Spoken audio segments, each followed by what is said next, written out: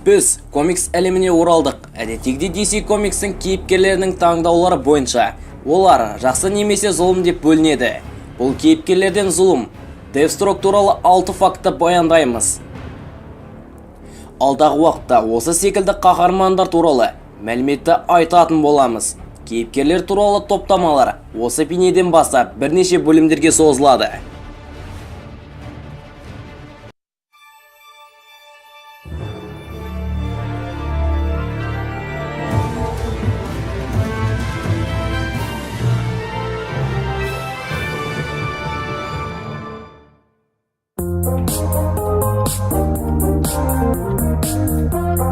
Кейіпкеріміздің алғашқы мәліметтері бойынша Deathstroke'тың шын есімі Slade Joseph Wilson.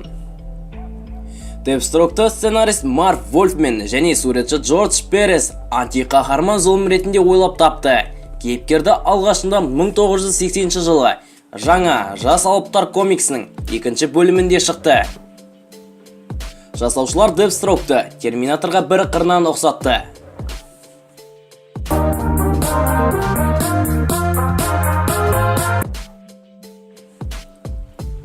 Deathstroke'тың өмірі. Slade көп өмірін әскерде өткізді. Slade әскерде көптеген ерлігімен танылды. Майдандарда өзін өте қыраға көрсетті.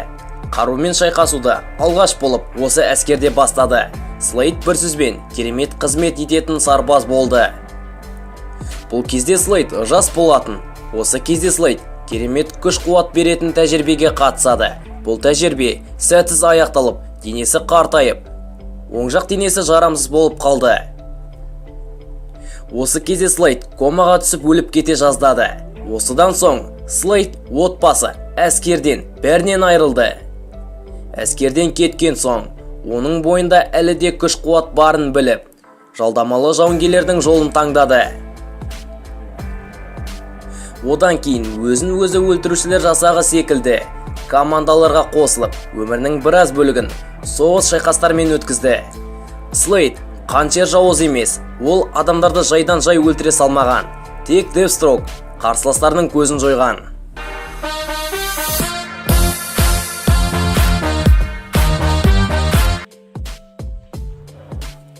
Slade Wilson қандай топтардың қатарында болды? Бірнеше жауыздардан құралған, зұлымдардың құпия қоғамда болған. Сонымен қатар Шах пен Мат, Команда 7, өзін-өзі өлтірушілер жасағы, өлтірушілер лигасы, тағы да басқа топтарда зұлым ретінде қызмет атқарды. Deathstroke бұндай командаларға әртүрлі жолмен қосылды.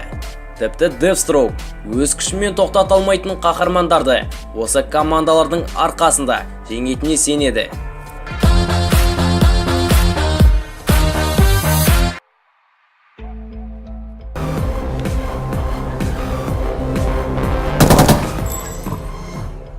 Deathstroke'тың қабілеті адам сенгісіз жылдамдығы мен ептілігі оның өмірін сақтап қалып жатады. Deathstroke қару-жарақ пен суық қаруды жетік меңгерді. Дәлдік, нысананы дәл тигізу, төбелестің барлық тәсілдерін біледі. Slade алғашқы берген фактте әскерде таңғалдырған қабілеттерінің көбісі осы әскерден басталды. Телепатиялық тұрақтылық, сонымен қатар акробатикалық тәсілдер мен паркурды жасау қолынан келеді. Deathstroke өз күшімен, қабілетімен өнеріне сенеді. Комикстарда Deathstroke'тың әлі ашылмаған қасиеттері бар.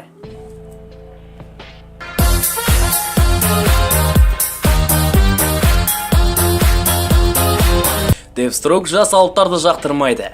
Біраз уақыт өткеннен кейін Slade'тың Грант есімді ұлы жас алыптарға жасаған шабуылдары қайғымен аяқталады. Бұған Deathstroke төзе алмай, тапсырманы өз қолына алады. Deathstroke'тың шабуылында жас алыптар қолға түспейді, бірақ ерекше қабілет бар. Terra есімді жас алыпты ұстайды. Бірақ Deathstroke оны жазаламай, Terrаны өзінің жағына шығарады. Deathstroke өз өмірін Terraға баяндап, өзі секілді жауынгер болуға талпыныс жасады. Әділет лигасынан кейін жас алыптар бірнеше зұлымдардың жолына қарсы тұрды. Осы зұлымдардың ішінде Slade та бар болатын. Жас алыптар кіммен байланысқанын білмей қалды. Deathstroke комикстерді жас алыптармен бірнеше рет шайқасып, тіпті жойып жібере жаздады. Deathstroke тек қана жас алыптармен шайқасқан жоқ. Deathstroke'қа қызыл қалпақ, Deadshot секілді анти-қаһармандар қарсы шықты.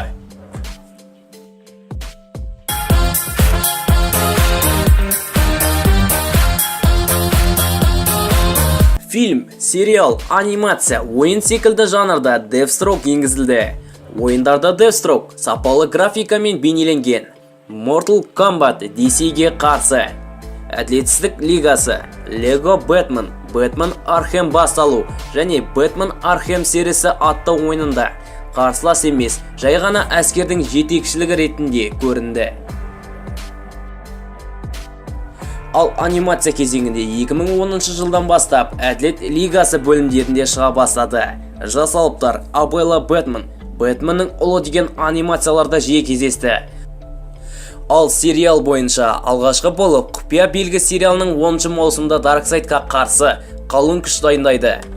Содан соң 2012 жылы Жебе атты сериалда белгісіз аралда қара сұр маскасын тағып, алғашқы нағыз көрінісін бастады. Ал фильмдерде көп шыға қоймады. DC Extended Universe ұсынған 2017 жылдың үздік фильмі Әділет лигасының соңғы титрде актер Джо Манганелло ойнады. Болашаққа шынайы жоспарланған Бэтмен тағы да басқа фильмдерде ойнайтын болды.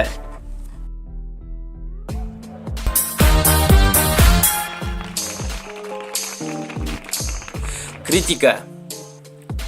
Wired журналында мықты 100 зұлымдардың ішінде Deathstroke 84-ші тізіміне енгізілді. Уақыт өте келе 72-ші тізімге ауысты.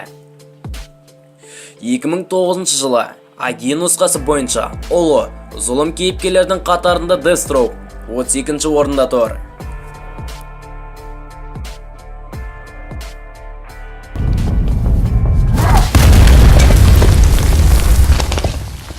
Осымен достар, Deathstroke туралы видеомыз аяқталды.